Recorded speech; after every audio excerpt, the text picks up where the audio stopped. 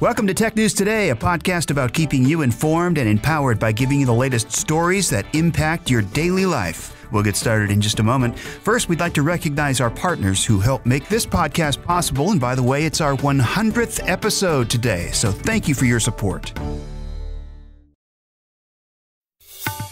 It's Monday, October 22nd. Coming up in a bit, what can a drone do to an airplane? Plus, issues are starting to show up in the new Pixel 3. And how true is that scary spider story all over your Facebook feed? We start with this frightening sound. That is a drone slamming into an airplane, and the damage is as devastating as it sounds. Researchers from the University of Dayton wanted to see what would happen if a drone ever hit an airplane. It's a simulated mid-air collision at more than 200 miles per hour. The impact tore a hole in the airplane's leading edge, damaging a key part of the wing that could cause a serious issue for the passengers. Drones have come dangerously close to aircraft in recent years, hitting them a few times, and last year a hobby drone hit an Army Black Hawk helicopter off of Staten Island, New York. Last October, in Canada, a small drone hit a twin-propellered Beech 100 King Air as it was landing with 6 passengers and 2 crew members on board. Luckily, no one was hurt in that event. It seems like it's only a matter of time, though, before there is such a tragic crash from one of these drone impacts. One drone manufacturer isn't happy with the test and the video, though DJI says the test is misleading and said it was done at a faster speed than the drone can travel, and outside of FAA guidelines, the company demanded that the video be pulled down. The university stands by the video, which you can see on commander.com if you search for the drone story. People are going crazy for the new Pixel 3 phone, but like the iPhone XS, issues are starting to surface as consumers put them through their paces. The latest glitch from Google's new phone is that it apparently has a problem multitasking. It can't work more than a few apps at a time, and owners are complaining that just taking a photo is enough to shut down another background app like Spotify. Some are blaming the amount of internal memory that the phone has, which is 4 gigabytes, but that is actually the same as the latest iPhone XS. It could be some other software flaw. Expect Google to update this soon. The same background app issue may be responsible for another glitch people are reporting. Some owners are saying that the Pixel 3 sometimes doesn't save photos. It may be because the camera app stops running before it's finished processing the latest photo.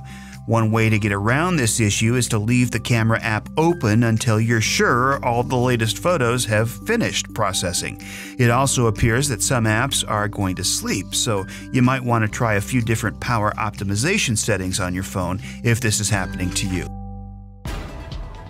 Our first responders have enough to worry about without having to confront this new issue: exploding body cams.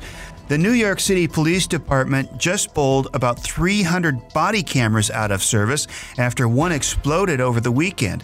An officer noticed one was smoking, and so he removed it just in time. It exploded right then. Luckily, nobody was injured. It seems the lithium-ion battery may be to blame. Until they can be checked out, cameras of the same model will be sidelined. The NYPD says about 15,000 cameras in all were taken off duty. The maker of the cam, Axon, said it's working to figure out what exactly did happen and what it needs to do now. The NYPD started giving officer body cams in April 2017, and it wanted to have all the officers outfitted with them by the end of this year. Although it doesn't seem like a battery could cause a big problem, I'm sure you remember the Samsung phones that were catching fire because of the battery issue. You can also go look at the video after video of gadgets catching fire or exploding because of bad batteries. Just ahead, a new reason people are cutting the cord, and you're not going to believe who was hacked this time. But right now, a quick thank you to our partners that help make these podcasts possible.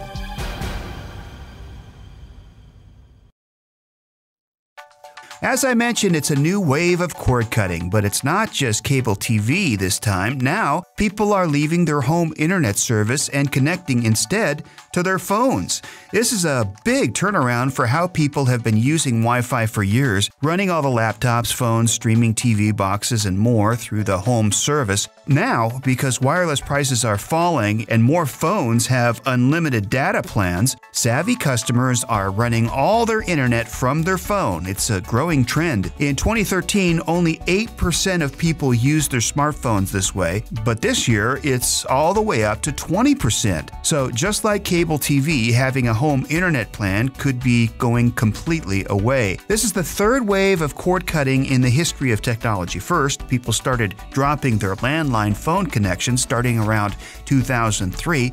And for wireless connections, how many of you still have a phone plugged into the wall anyway? The second wave was moving away from the cable and satellite TV to streaming services, and the Great Recession seemed to push this along. We all realized we could do without the high cable bill and get more channels that we wanted by streaming TV. The number of households with cable or satellite TV peaked in 2010 at 88%, and that is down now to 80% even. This wave could be another rumble because of the streaming TV. The cable companies who provide internet started raising rates to make up for the loss of streamers, and now they're losing more people to unlimited data. Hey, in case you missed it, there's been a big hack at a government website, and wouldn't you know, it's a site that's had its problems ever since it debuted. The portal connected to the U.S. government insurance site, healthcare.gov, has been hacked, and the personal data of 75,000 people was swiped. The site was for insurance agents and brokers to help customers sign up under the Affordable Care Act. To sign up for healthcare plans, customers have to give up a bunch of personal data, including names, addresses, and social security numbers. The Centers for Medicare and Medicaid Services, which oversees the site, didn't say what kind of data was stolen or how the breach happened. They say that the site would be safe enough for open enrollment in new plans, which begins November 1st. In the meantime, the government is trying to figure out who had their data stolen so it can notify them. It will also offer credit protection for those people. This website had troubles from the start. When it rolled out in October of 2013, it had serious problems, including broken menus and very slow page loads. In the first week, only about 1% of the people who got to the site could actually enroll, and later it was found that some of their applications were faulty. Well, here's how not to take the law into your own hands. The owner of a New York jewelry business was bothered by some unflattering online reviews, and so he did what, well, some people, I guess, will do. He faked court orders to get the reviews removed. That's what Michael Arnstein did. After first getting some reviews removed the legal way for a few years, but from 2014 to 2017, he created more than 10 forged court orders to take down pages, which he then submitted to Google. He bragged in an email that he was getting reviews removed from Google searches illegally. He wrote that all he needed to do was find a court order online and make changes to it in Photoshop. He said, quote, "Google isn't checking this stuff." Well, somebody did check because he was caught. Arnstein was sentenced to 9 months in jail after pleading guilty to one count of conspiracy to forge a judge's signature. He also got fined $20,000 and will have to serve 2 years supervised release when he does get out. Coming up next, you've heard the scary spider story all over the Facebook feeds. Is it true? That's next. But right now, a quick thank you to our friends that help make these podcasts possible. You've seen the stories being spread by your friends on Facebook almost 2 million times. A deadly new spider species has killed 5 people in the U.S. this summer, reportedly in West Virginia, Tennessee, and Mississippi. One bite is deadly, and the federal government is working on an antidote. It's a scary tale, and you need to take action now. At least that's what they say. Except, of course, it's completely fake. According to Snopes.com, well-known internet debunking site, the post, which is titled "Spider Bite from Hell," shows a spider that goes by various names, including the woodlouse spider, but it's not deadly.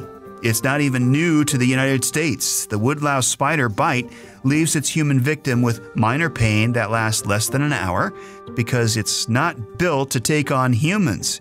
It hunts bullbugs or sowbugs. Where do these kind of posts actually come from? Well, it appears this one came from a guy who likes to send out scary Facebook posts. Just like last month, according to Snopes, he had a post that said, "Headless mannequin stabs man in the mall with a knife." As always, take Facebook reposts with a grain of salt and do some research on your own before you believe any of them or, of course, share them. By the way, once you're done listening to our podcast, we'd appreciate it if you'd give us a few positive words so we can help other people find us. And finally, for today's Commando Kicker, we have a new champion. The annual Fattest Bear Contest in Katmai National Park in Alaska has declared a winner, and it's Bear 409, not her real name, who won the vote on social media. The bear was called a gigantic gal with a marvelous muffin top, beating out Bear 747, who was described as having a belly that barely had clearance with the ground.